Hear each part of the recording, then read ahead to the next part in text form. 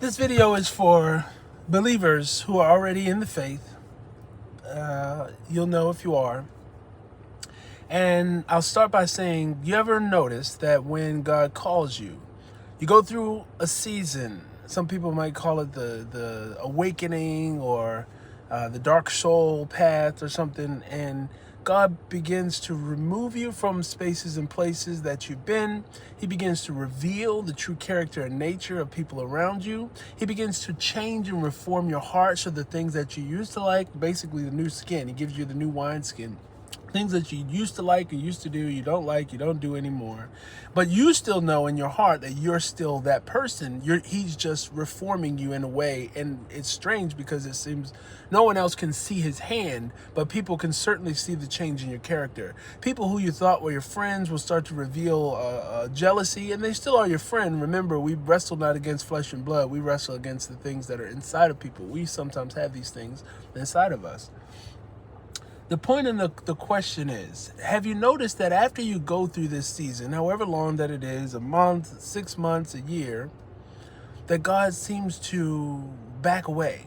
Feels like he backs away. But in your heart, in your mind, you know that he's ever present because he's called you. He's tasked you to do things in the world. He's tasked you to produce lasting fruits on earth. Jesus is now working to and through you. I have a theory of why this is, and I'll make it as brief as possible, and I'll make a longer video where I can go into detail and attach some scripture to it. That the whole point that God is doing is reforming us into Christ, to be able to walk on this earth and make decisions that reflect that we trust in God. Jesus is God. He had the ability to remove the cup from his mouth so he should choose, but he asked God, should you remove this cup from me so I don't have to suffer? And God's like, this is my will. And not my will, but your will be done. And Jesus did what he had to do sacrificially for the world, for God's will to be done.